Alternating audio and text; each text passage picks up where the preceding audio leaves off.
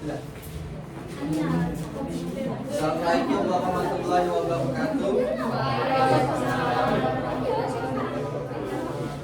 Perkenalkan, kami dari kelompok 3. Di sini kami beranggotakan dari 8 orang, yaitu dengan saya sendiri Bang Java Inaka Idul Fitra, saya Muhammad Iqbal Raja Putra, Saya Fadli. Saya Salim Razinda. Saya Siska Amelia. Saya Nanda Aprilia Darsia. Saya Dearika Aprilia. Dan saya Umi Salama. Baiklah, di sini kami akan menjelaskan hasil dari studi kasus kami, yaitu yang berjudul menentukan sistem pendukung keputusan anggota OSIS dengan metode simple additive weighting atau yang biasa disebut dengan metode SAW. Baiklah, pertama akan dijelaskan oleh Seri Iqbal. Baik, untuk teman-teman sekalian, untuk masalah terbelakang, pemilihan ketua OSIS merupakan sebuah proses yang sangat penting dalam kehidupan sekolah. Proses ini memerlukan pemilihan yang cermat untuk memastikan pemimpin OSIS dapat mewakili dan memahami kebutuhan siswa. Oleh karena itu, penggunaan sistem pendukung keputusan atau SPK menjadi relevan untuk membantu memilih kandidat yang terbaik. Metode simple additive weighting adalah salah satu metode yang dapat digunakan untuk mengoptimalkan proses ini. Lalu untuk bab pendahuluan, pemilihan ketua OSIS bukanlah keputusan yang mudah dan seringkali melibatkan banyak pertimbangan. Ketua OSIS memiliki peran sentral dalam mewakili aspirasi siswa. Pemilihan ini seringkali mempertimbangkan kriteria seperti kepemimpinan, komunikasi, keterlibatan dalam kegiatan sekolah, dan prestasi akademik. Dalam konteks ini, sistem pendukung keputusan, terutama metode simple additive weighting, muncul sebagai alat yang efektif untuk memperkuat objektivitas dalam proses pemilihan. Metode SAW memungkinkan kita untuk memberikan bobot pada setiap kriteria dan subkriteria, menciptakan kerangka kerja yang terstruktur dan terukur. Setelah saya akan menjelaskan selanjutnya, penelitian ini bertujuan untuk menerapkan SAW dalam pemilihan ketua OSIS, mengevaluasi kontribusinya dan transparansi dalam pengambilan keputusan. Dengan pendekatan ini diharapkan identifikasi calon terbaik yang memenuhi kriteria dapat dilakukan secara lebih efisien. Melalui penelitian ini diharapkan SAW dapat menjadi dasar bagi pengembangan metode evaluasi yang lebih baik, menciptakan standar yang dapat diadopsi oleh sekolah-sekolah lain untuk meningkatkan proses pemilihan kepemimpinan siswa. Poin-poin penting yang perlu diperhatikan: 1. Menentukan kriteria. 2. Menentukan bobot kriteria. 3. Menentukan atribut kriteria. 4. Menentukan subkriteria dan bobotnya. 5. Melakukan perhitungan. Dan yang ke-6, kesimpulan. Studi kasus. Dalam penelitian ini dilakukan untuk memilih ketua OSIS dari beberapa kandidat yang ada. Adapun kriteria yang digunakan adalah sebagai berikut: C1 kepemimpinan, C2 komunikasi, C3 kreativitas, dan C4 ekstrakurikuler, dan C5 kelas. Baiklah, selanjutnya saya akan menjelaskan menentukan bobot kriteria. Nah, dalam pemilihan ketua OSIS, penentuan kriteria dan bobot ini menjadi langkah visual untuk memastikan evaluasi calon yang holistik. Setiap kriteria dan bobotnya direncanakan dengan cermat agar mencerminkan kebutuhan sekolah dan ekspektasi terhadap kepemimpinan siswa. Nah, seperti bobotnya yaitu kriteria C1 itu bobotnya 30, kriteria C2 itu bobotnya 25, dan seterusnya. Next. Nah, selanjutnya menentukan atribut kerja. Menentukan atribut kerja ini penting karena dalam konteks simple additive weighting SAW dapat mempengaruhi cara kita melakukan perhitungan selanjutnya. CAS merupakan jenis kriteria mengutamakan nilai terendah, sedangkan benefit merupakan jenis kriteria yang mengutamakan nilai tertinggi sebagai acuan pemilihan. Berikut adalah atribut untuk setiap kriteria. Untuk kriteria C1 itu nilai bobotnya benefit, untuk nilai kriteria C2 itu nilai bobotnya benefit, dan seterusnya. Dan selanjutnya menentukan subkriteria dan bobotnya. Pada kriteria akan ditentukan subkriteria dan bobot untuk setiap kriteria dengan ketentuan semakin besar nilai bobot maka akan semakin baik. Untuk contohnya C1 kepemimpinan, subkriterianya tidak pernah, bobotnya 1. Untuk subkriteria pernah, untuk isu bobotnya 2. Untuk subkriteria sering, untuk bobotnya nilainya 3.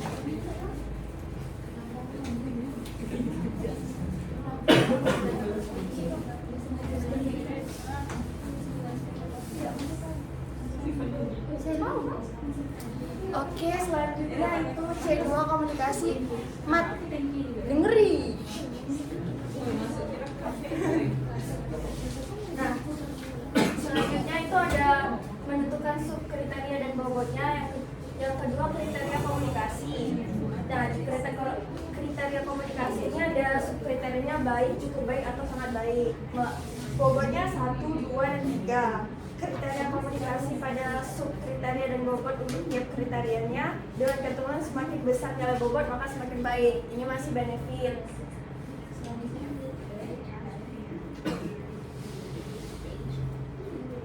Selanjutnya kriteria kreativitas. Ini juga masih sama seperti yang tadi, semakin besar nilai bobotnya maka semakin baik. Kalau tidak kreatif berarti bobotnya 1, kreatif 2, selain kreatif 3.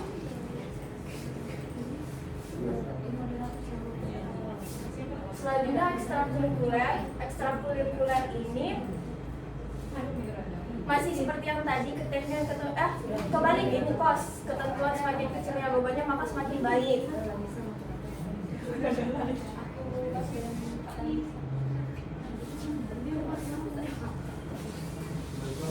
Menentukan kriteria dan bobotnya.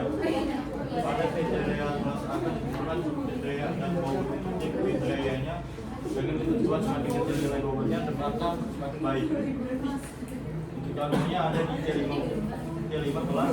Untuk kriteria yang pertama yaitu 1 bobotnya 2, dan untuk yang kedua bobotnya 1, dan yang ketiga bobotnya 3.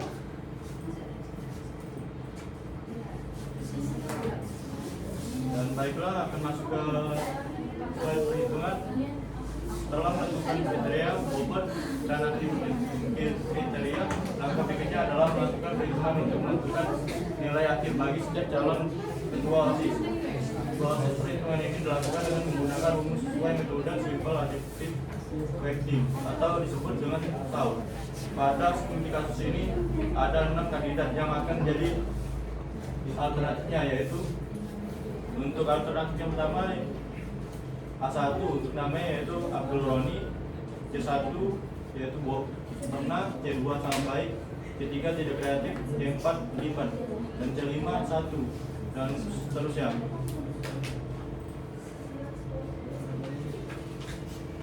Dan untuk selanjutnya perhitungan setelah menentukan kriteria bobot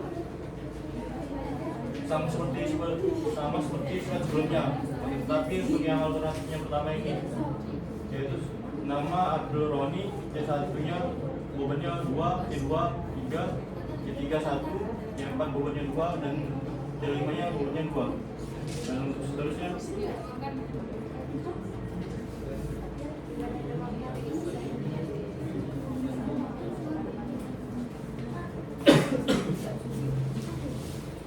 Selanjutnya akan dibentuk matriks keputusan dari nilai-nilai yang kita dapatkan melalui subkriteria tadi. Maka dibentuk matriks keputusan dengan seperti gambar di depan ini.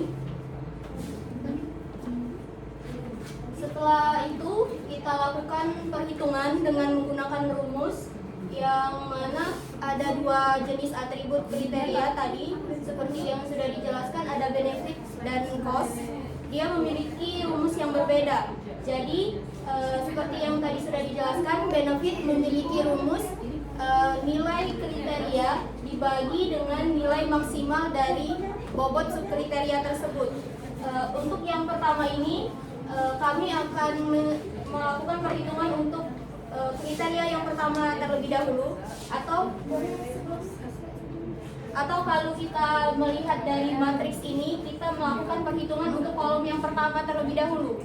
Ini adalah kolom pertama untuk jenis kriteria yang pertama, yaitu kepemimpinan.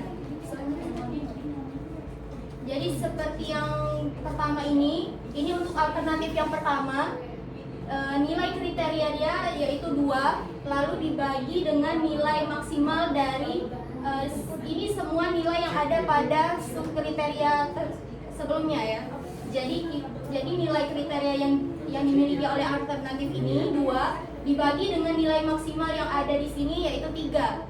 Jadi didapat nilainya 0,667. Begitupun seterusnya. Ini diperuntukkan untuk jenis atribut benefit saja. Lanjut. Oke. Masih sama, ini masih jenis benefit. Rumusnya pun sama, nilai kriteria dibagi dengan nilai maksimal akan mendapat nilai seperti yang ini. Nah, untuk kriteria yang keempat yaitu kriteria ekstrakurikuler, dia termasuk pada jenis KOS. Untuk jenis KOS ini rumusnya berbeda dari yang sebelumnya. Jadi kalau rumus KOS ini nilai minimal atau nilai yang paling kecil yang ada pada subkriteria sebelumnya baru dibagi dengan nilai kriteria dari setiap alternatif tersebut. Seperti yang pertama ini, nilai yang paling terkecil yaitu 1 dibagi dengan nilai kriteria yang dimiliki yaitu 2, jadi mendapat nilai 0,5. Begitupun seterusnya. Dan ini juga masih sama. Oke. Setelah tadi kita melakukan perhitungan dengan rumus-rumus yang telah ditentukan benefit maupun cost, kita mendapat nilai dan akan dimasukkan ke matriks ternormalisasi. Jadi seperti ini, masih susunannya masih sama. Untuk kolom yang pertama itu untuk kriteria yang pertama, kolom kedua kriteria kedua dan seterusnya. Atau jika kita melihat untuk baris yang pertama ini untuk alternatif yang pertama, alternatif yang kedua, ketiga dan seterusnya, begitu.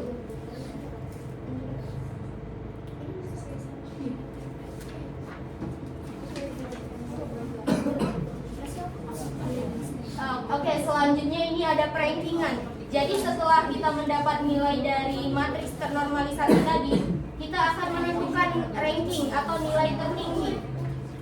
Nilai tertinggi dari nilai-nilai yang sudah ada. Dengan cara yaitu kita akan lakukan dengan cara nilai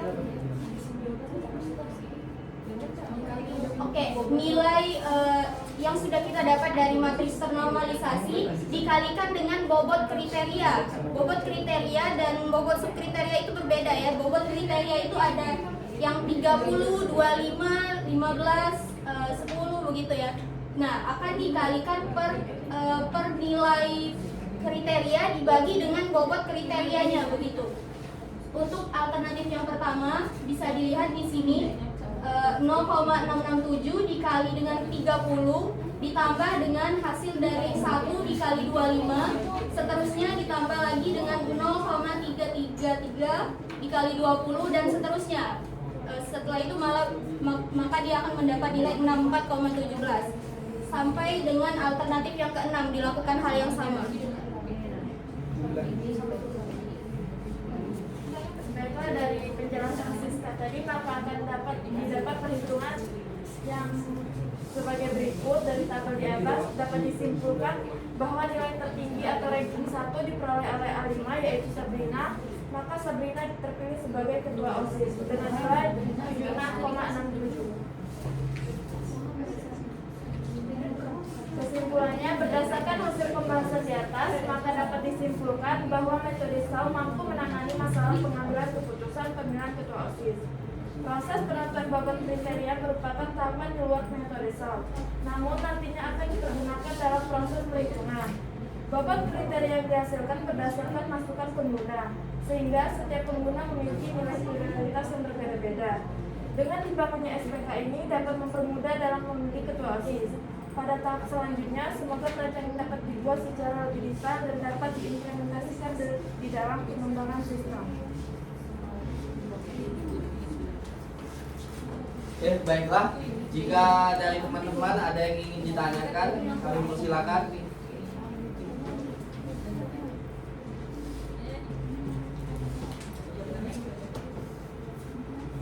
Trik-trik.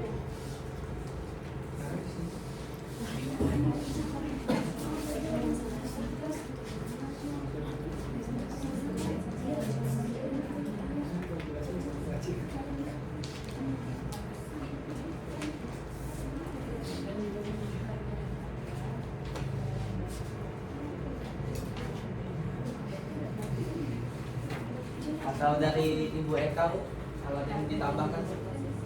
Sebenarnya dari judulnya tadi itu apa ya? Bukan Pemilihan ketua OSIS. dalam pemilihan ketua OSIS. Oh yang lupa. Oh iya, anggota. Anggota. Yang benar ketua, Bu. Oke, kita diperbaiki ya. Sama saya mau nanya yang kriteria yang kelima tadi ya. Nah, itu kriteria yang prima C5.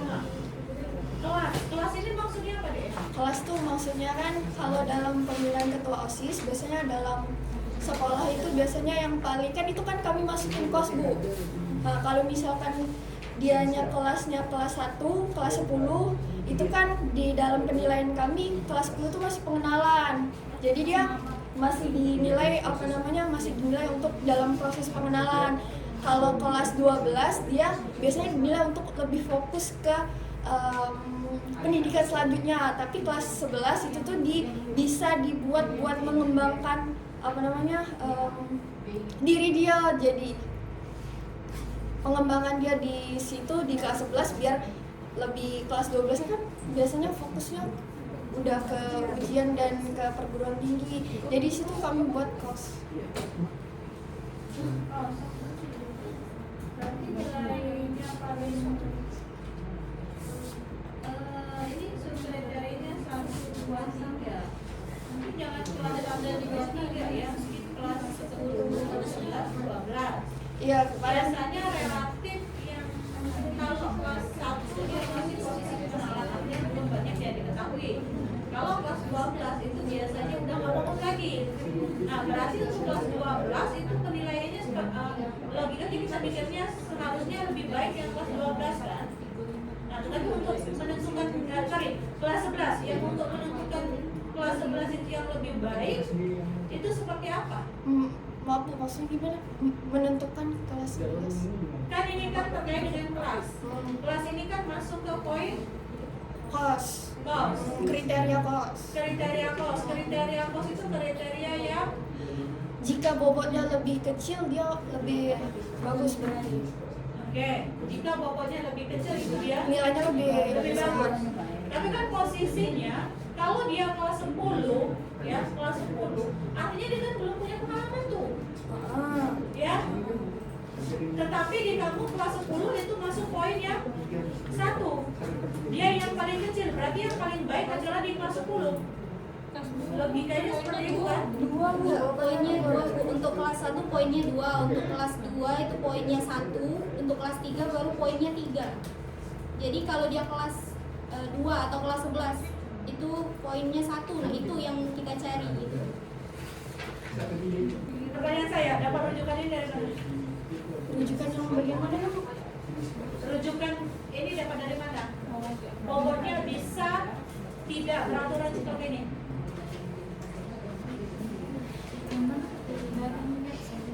Kalau penentuan bobot tidak beraturan mungkin dikoreksi, tapi itu yang buat kami, Bu. Oke, artinya sebenarnya untuk kelas ini kan agak membingungkan ya, jadi jatuhnya agak membingungkan. Seharusnya mungkin kelas nggak usah dimasukin. Kelas nggak usah dimasukin. Kenapa tidak usah dimasukin? Ini jadi membingungkan kita. Kita kan logikanya kalau namanya berurutan ya, 1, 2, 3 atau 1, 3, 5 ya, nggak mungkin 5, 1, 3 seperti itu. Dan kemudian kelasnya juga nggak mungkin kelas 10 kemudian loncat langsung ke 12 balik lagi ke 11. Agak aneh.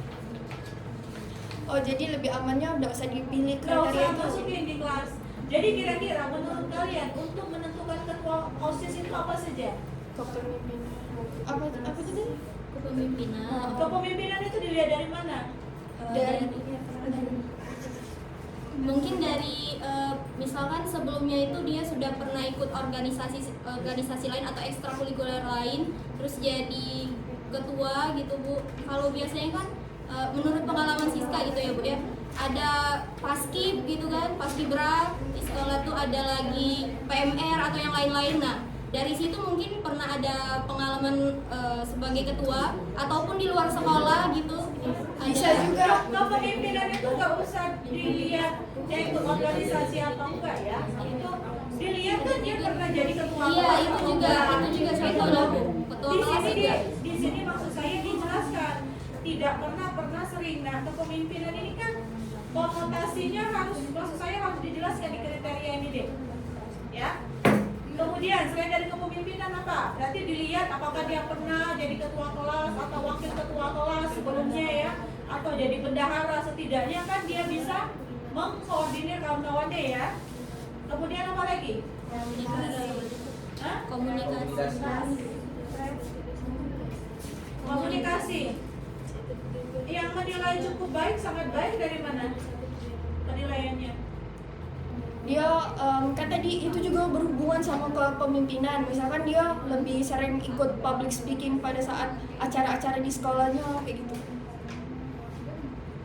Jadi Yang ngebawa penilaiannya kita bilang dia cukup, kita bilang dia baik, kita bilang sangat baik dari mana? dari prestasi yang dia miliki. Dari cara dia menyampaikan. Dari public speakingnya bagus atau tidak? Pertanyaan saya, yang menilainya siapa? Ini agak rancu kalau terkait dengan komunikasi. Oh enggak? Agak rancu untuk penilaiannya, alat ukurnya. Ya, agak rancu. Kemudian kreativitas ini dilihat dari mana?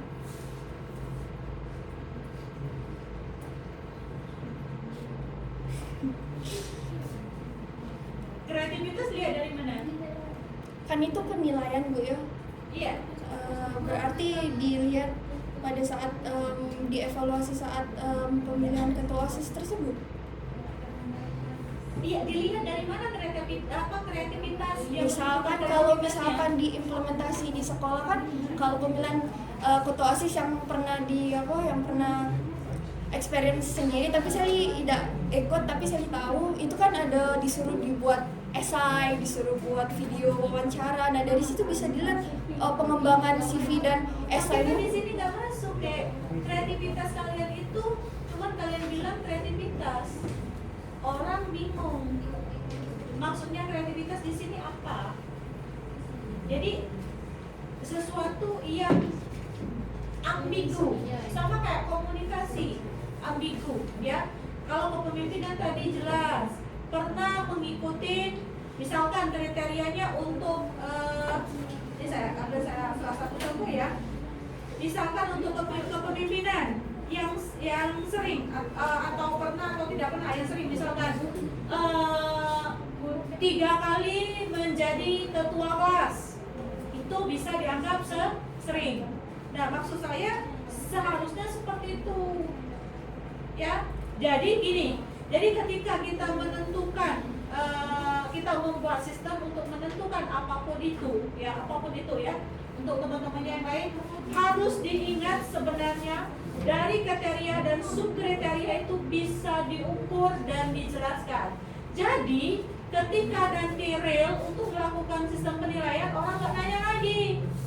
Jadi sudah ada penjelasan. Oh, kreativitas ini adalah ketika dia misalkan disuruh mendesain apa, hasilnya seperti apa, nanti yang ada yang menilai bagus tidak bagus dan seperti itu.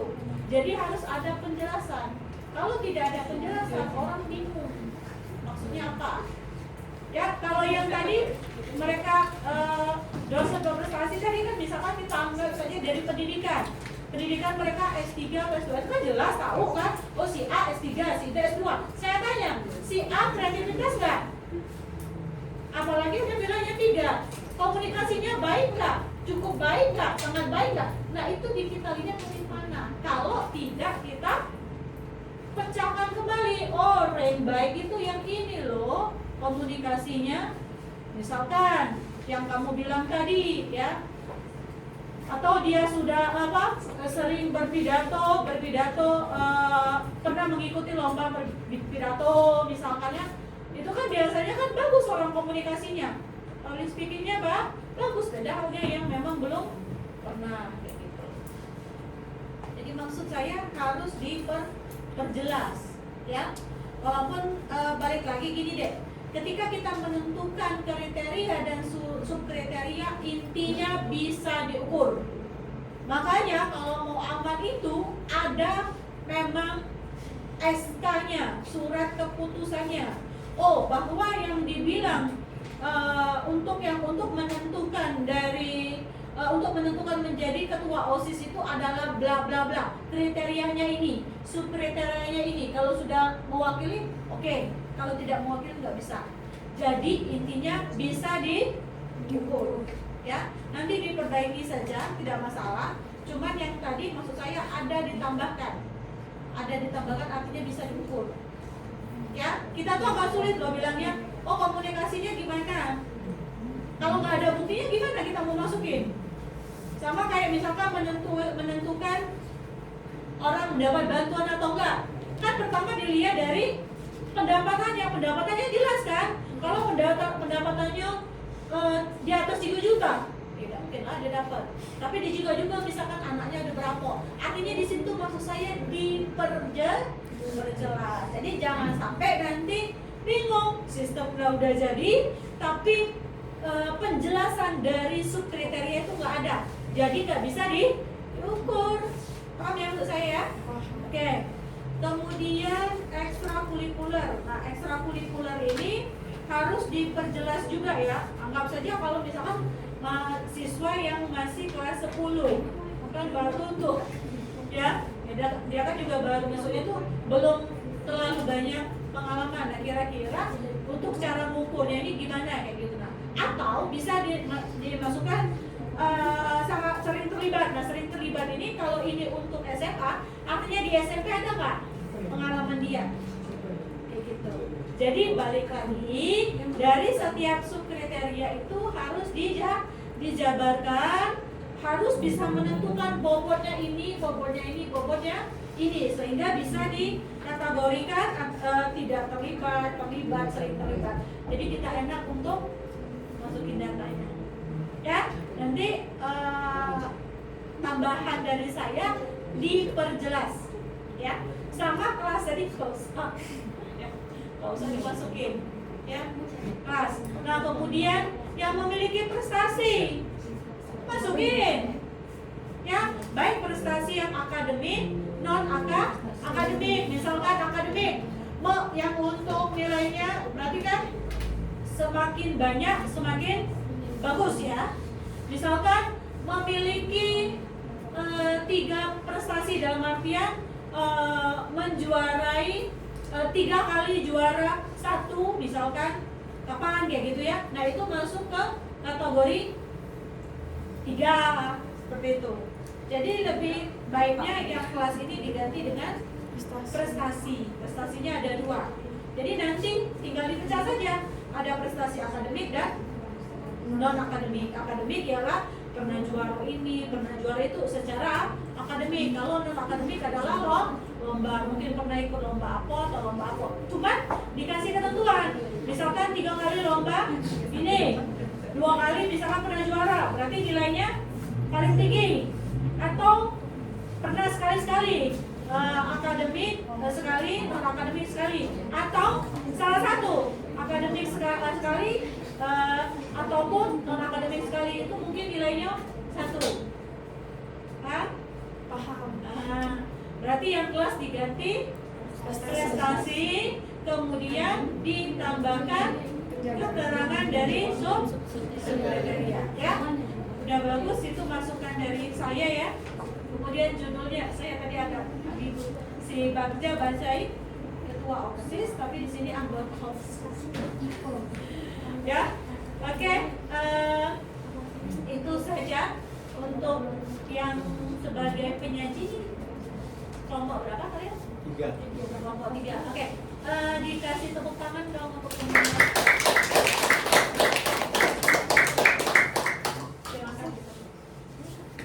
Baiklah, terima kasih atas masukan yang telah diberikan oleh Ibu Eka. Sekian dari presentasi kami ucapkan wassalamualaikum warahmatullahi wabarakatuh. Waalaikumsalam warahmatullahi